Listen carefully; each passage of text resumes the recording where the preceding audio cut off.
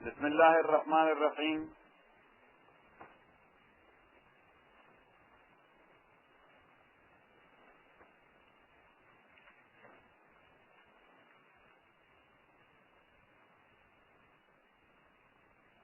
وصلى الله على النبي الكريم محمد وآله وأصحابه أجمعين. We were talking about loans. What? Loans. And in this regard we mentioned that from the taraka of the deceased, the debts and loans would be paid after his burial expenses. Because burial expenses, that is his personal need and necessity. So that must be given first priority in his taraka. And we mentioned that burial expenses according to Sharia. So Afghani Fatiha is not included. That's a bid'ah. Yes, that's against Sharia. That's not included. So whatever they spend, that should not be paid from the property of the deceased. Got it? That's number one. And that's according to Imam Malik, Abu Hanifa and Imam Ahmad rahimahumullah, where Imam Shafi rahimahullah said that debts must be paid before burial expenses. He is very strict. He says that burial expenses, if somebody does not have anything for his burial, so that should be paid by the Muslim community. That's Fard Kifaya. Yes, that should be paid by whom? By Muslim community. But as far as debts and loans are concerned, nobody is going to pay the debts of anybody. You know what I'm saying? So that's why Imam Shafi rahimahullah says debts and loans must be paid first, and later on his burial expenses. If nothing remains there, so the Muslim community should take care of. Got it or not it? But Abu Hanifa says rahimahullah, Imam Malik and Ahmad ibn Hanbal, that burial expenses are two things. Number one, grave. Number two, kafan. Yes? Grave. And number two, kafan. So grave is just like his house, and kafan is just like his dress. So Abu Hanifa said rahimahullah, if somebody will become bankrupt, so his personal dresses could not be sold to pay his debts and loans. Yes? Even his house to live therein, it may not be sold to pay his debt. Got it? While he is alive. So now when he is dead, and he needs a grave, and number two, a kafan. So that's just like his basic necessities. That must be paid before anything else. So it means that in Sharia there are 2 points of view. One is that of 3 imams, and the second one, Imam Shafi rahimahullah.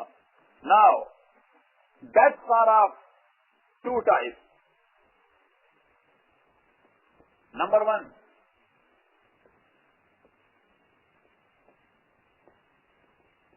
dues of Allah.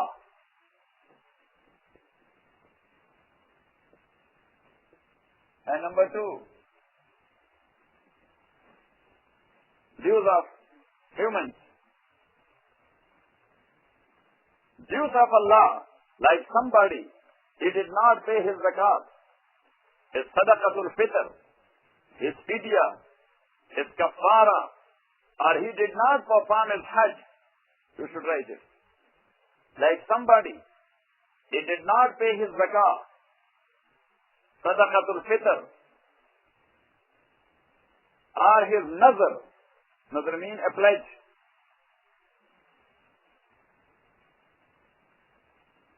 Or his fidya.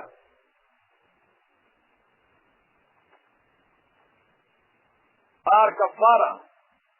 Or what? Kafara. So now according to 3 imams, Imam Shafi, Imam Malik and Ahmad ibn Hanbal,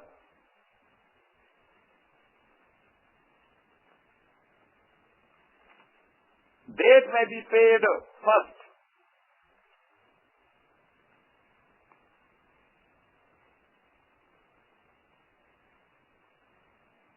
the dues of Allah, may be paid first from his tarakah and left behind. Got it? So here, they have to calculate for how long our dead did not pay zakah. Yes? For how long and how many years he did not pay Sadaqat al-Fitr. Or what type of fidya and kafara was due upon him and he did not pay it. Or he was bound to do his Hajj but he did not do it. Got it? So all three Imams, they are of the view that he must pay his zakah, his dues. Got it? Imam Bukhari and Nasai narrated from Abdullah ibn Abbas radiyallahu ta'ala anhu.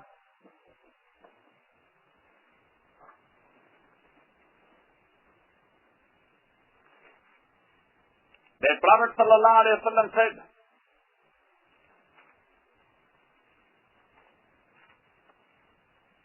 in a hadith referring to a specific issue,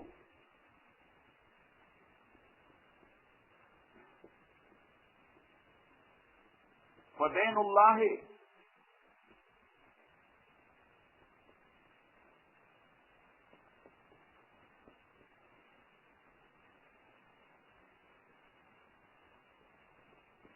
أَحَقُّ أَنْ يُقْضَى. Like this.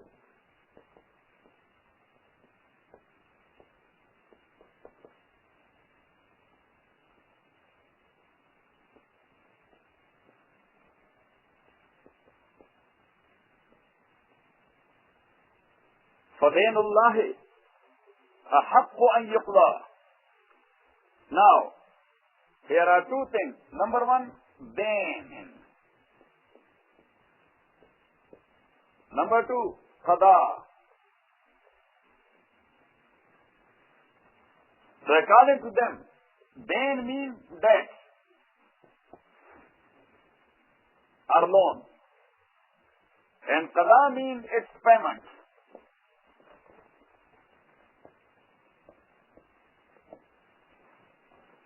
Its payment.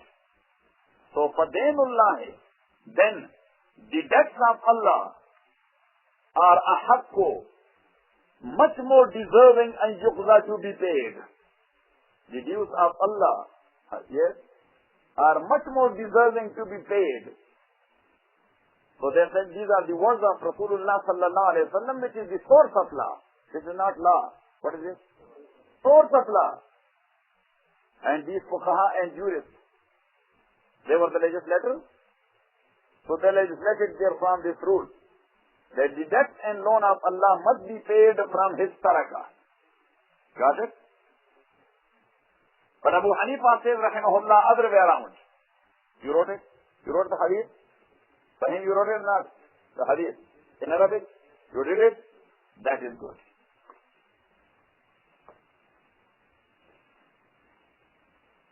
Because you are not going to, yes, to learn Pashto language, at least Arabic. Yes? But Abu Hanifa says, rahimahullah, that this hadith is not related to that type of debts and loans of Allah subhanahu wa ta'ala. فَدَيْنُ اللَّهِ أَحَقُّ أَنْ يُقْضَى means, dain means due rights of Allah. Yes? Which means mandatory practices. Due rights of Allah means?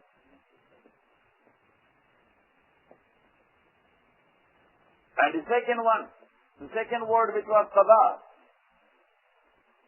Yes? And qada means to practice it. To practice. So Rasulullah sallallahu alayhi wa sallam said, Fadainullah, the due rights of Allah subhanahu wa ta'ala are mandatory practices. Ahaqqu an yuqda are much more deserving to be practiced. Actually Rasulullah sallallahu alayhi wa sallam, he is putting in our mind and brain that if you are working somewhere and your boss has given you some duty, you do perform that because you are looking forward for what? for daughters and wages. Yes? And that is actually the due right or the duty of your boss which he has given to you, and you do perform it. So Prophet ﷺ says, what about the due rights of Allah? Duties which he has put on your shoulders.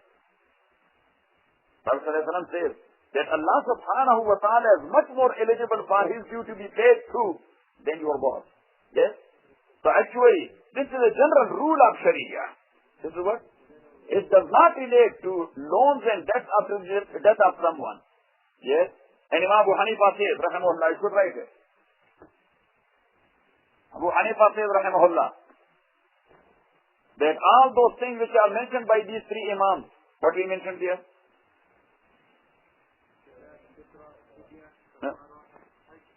Yes. That zakat, Sadaqat al-Fitr, Fidya, Kafara, Hajj or Nazar. Yes? All these are financial rituals, which is either farz or wajib. Either farz, zakat is farz, Sadaqat al-Fitr is wajib. Fidya, that is wajib. Kafara, that is wajib. Yes? And then after that, Hajj, that is farz. And then Nazar, that is wajib. So I mean practically farz and wajib is one and the same, which is mandatory to be done. And somebody has not done all these duties. He did not perform these duties in his lifetime. So after his death, it may be paid from his property, from his belongings. You know what I'm saying? According to whom? To three Imams. Imam Malik, Imam Shafi and Ahmad ibn Hanbal. Abu Hanifa says, rahimahullah, no, this is not the case. Why? Because all these things which we have mentioned, these are ibadat. You should write it. These are what? Ibadat, worship.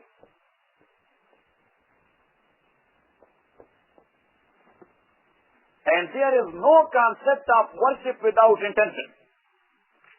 Yes, subhanAllah, he is a man. He is a man, he knows how to. Yes? He knows the perfect analogy of every single issue. That there is no any concept of worship and ibadah without intention, because Rasulullah sallallahu alayhi wa sallam says, innamal a'malu binniyat. What?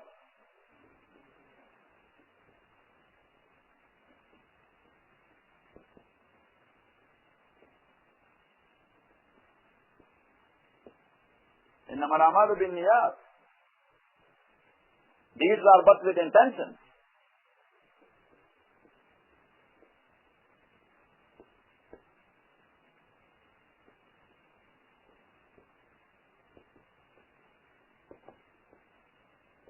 Deeds are but with intention. Innamal a'malu binniyat. And a dead one, he cannot make intention. You should write it. Abu Hanifa says, a dead one. Yes, you are paying his zakat. Can he intend? He is in fear, brother. He is somewhere in Palmdale. He is a dead body. No more in this world. He cannot make an intention for that ibadah which you are going to do on his behalf. You know what I am saying? Got it?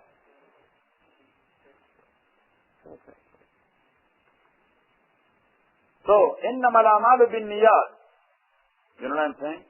So it needs intention. Yes.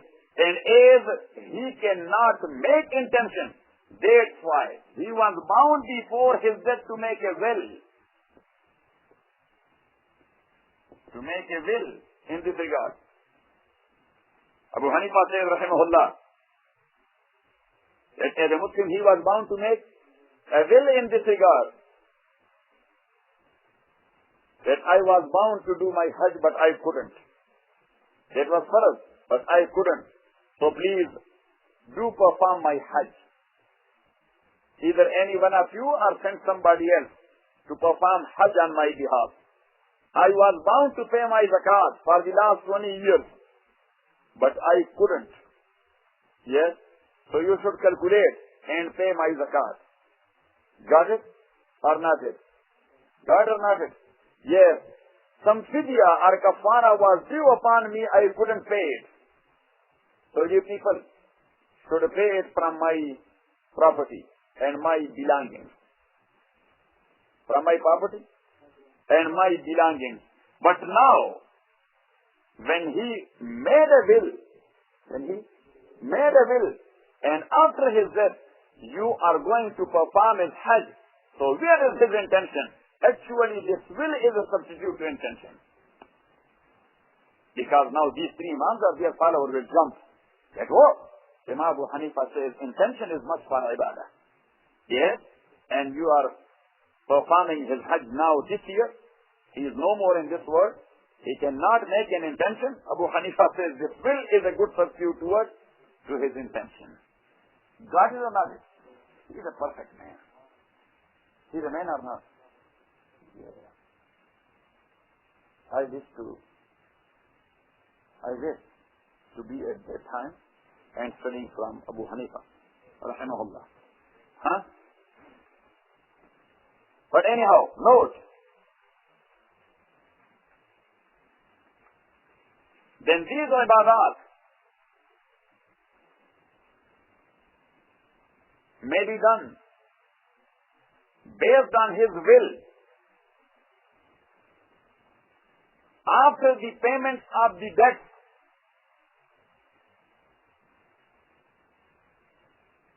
He owed to some human. These are not considered as loans or debts. That's considered as wasiyah or will. Wasiyah or testament. Yes, in sequence that is after debts and loans. You know what I'm saying? Now three imams, they put all these things before debts of human beings. Got it? Abu Hanifa said, rahimahullah, that no, these are not those type of debts you are talking about. You know what I'm saying? If he made a will, so it will go to number 3. After debts and loans.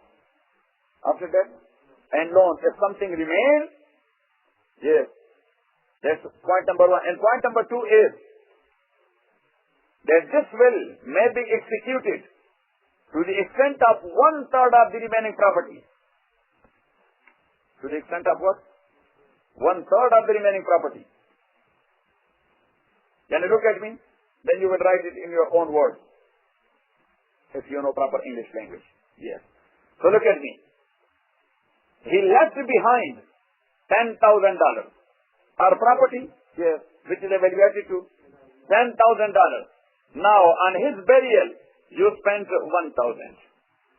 Yes. Debts and loans he owed to pay to someone or to a few people. That was 3,000. That was 3,000. So now, or let's say, that is 5,000. That's what? 5,000. So 5,000 and 1,000? 6,000. How much remains? 4,000. Now, look, when you calculated his Hajj, his Zakat, his Kafarat, his Fidya, his fasting, or things like that, so it was going up to 3,000-4,000 altogether. So then you have to spend that 3,000-4,000. So what the heirs will do? And the inheritance. No. You are bound or the heirs are bound to implement and execute his will to the level of only 1/3 of the remaining property. Got it? So now in this regard, if he has mentioned things in sequence, look, he said like this, that pay my zakat, which is due for the last 2 years. Yes. My Hajj.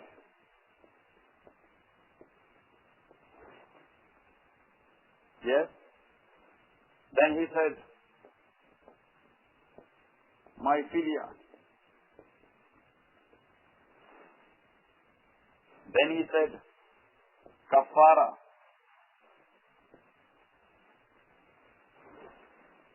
So the sequence, he mentioned it, you have to start it in the same sequence. Because that amount which is 1/3, it cannot qualify all these expenses. It cannot fulfill all these expenses. So you will start with that thing with which he started his word. So you have to pay his zakat first. If something remains, think about his Hajj. If something remains, his fidya. If something remains, his kafara. Got it or not? Yes. If he has mentioned together all these things, yes, he mentioned together all these things. He did not say, they pay my zakah, then my Hajj, then my fidya, then my kafara. He did not use the word then. But he said, pay my zakat, my Hajj, my kafara, my fidya, and all these things. Yes? All these. So then, farad must be given priority. Farad must be given priority. And in farad, zakat is prior to Hajj. Zakat is what? Prior to Hajj. Because everybody is not bound to perform Hajj. But most of the people, they are bound to pay zakat. Yes or not? Because for zakat, if you have $3,000 in your savings, so you have to pay zakat. But on $3,000, you are not bound to do your Hajj. Because you cannot do it. Got it or not? Got it? Yes. So that is according to Abu Hanifa. Now there is another important issue. And that is fidya of fasting and the prayer.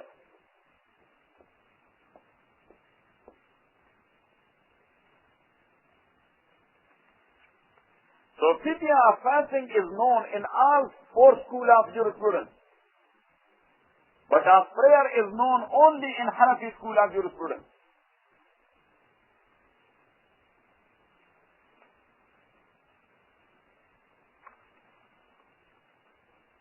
And which one of the fasting and prayer the person was bound to pay his fidya?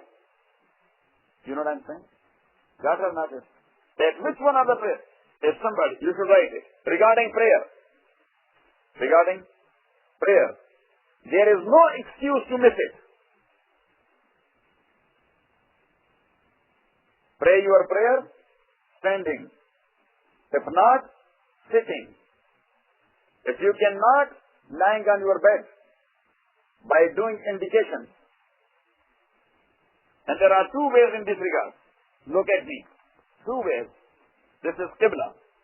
So one way is that the sick person, yes, you will have it on his right side towards Qibla. Yes. He will be like this. Just put a pillow here. And he will be Allah. Alhamdulillah. Allahu Akbar. Subhanallah. Sana Allahu liman hamdah. Allahu Akbar. Subhanallah. That's one way. The other way is that have his feet and legs stretched towards Qibla. Yes. And put two pillows to his head like this. Allahu Akbar. If he can do like this, he should do like this. If he cannot, only Allahu Akbar. Subhanallah. Sami Allahu liman hamidah. Allahu Akbar. Subhanallah. If somebody cannot do his prayer in such a way, then that is an excuse. You should write it. I don't know what's wrong with Muslims. Huh? So they will face the consequences.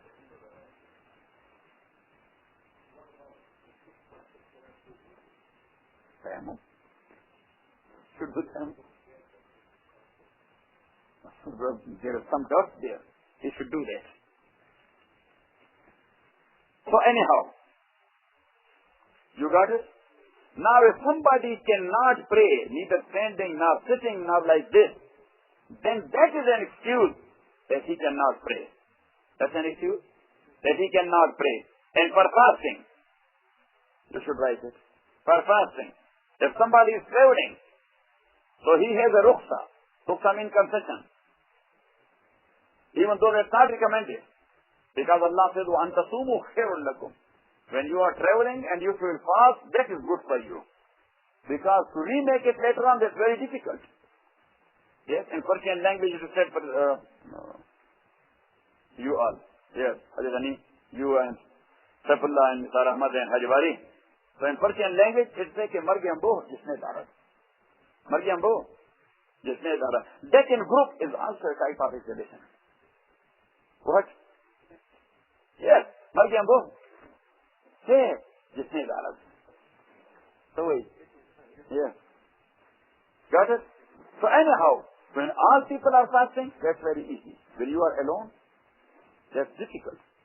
Yes, so if you will miss the fasting in the month of Ramadan because you were traveling to New York and you did not do it, so later on you will be making planning for that. Yes, and the Malakul Maut will knock at your door. Oh, I missed 3 days of fasting. Okay, now you are too late. You know what I'm saying? Allah subhanahu wa ta'ala says, وَأَن تَصُومُوا خَيْرٌ لَكُمْ. If you will fast when you are traveling, that's better for you. Later on, that will be very difficult to make it. Got it? Or if somebody was sick, that he was unable to do fasting. Somebody was sick, and he was unable to do fasting. Got it? And later on, after missing prayer in such a situation, which I mentioned, that he was unable to do it either this way or this way or this way. Yes? Or he missed the fasting. He missed the fasting because of traveling or because of sickness. And then he found the time either to remake that prayer or to remake that fasting. You should write it. Because if he could not found the time to make that prayer, he was sick and that sickness, he passed away. Got it? So he is not bound to do anything. In that sickness, he passed away. So then he is not bound to do anything or to make a will. But yes, he was sick and he missed it, and later on, he was okay to make the qaza of those prayers or to make the qaza of fasting. But he didn't. Now he is bound to make a will. He is bound to make a will.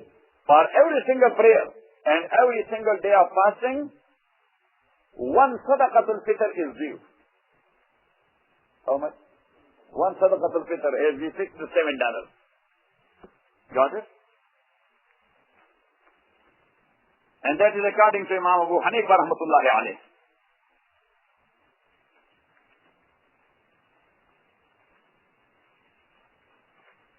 And to others, they said there is no fidya for any prayer which he missed. There is no fidya. Just make a dua for him that Allah forgive him. Because he missed the prayer because of reason. Because of what? Reason. That he was unable to do it on indication given. Yes? And later on he found the opportunity to make it, but he couldn't. So Allah just forgive him. That's a major thing he has done. Do you know what I'm saying? So tomorrow we will go ahead. That regarding what? Regarding deaths of human beings. That was the case of deaths of Allah subhanahu wa ta'ala. So deaths of human beings, these are of two types. One is called the Usul Fiqh and the second one is called the Usul Mirath. And then we will talk about that what would be done with the Usul Fiqh and what would be done with the Usul Mirath. And what would be done with any favor he has done to someone when he was on deathbed. Any favor he done to someone when he was on deathbed. So he wrote at that time some property in name of Hadith. So what would be done with that type of will or with that type of tasarruf he has done? Got it? It is called Marazul Maut. MashaAllah.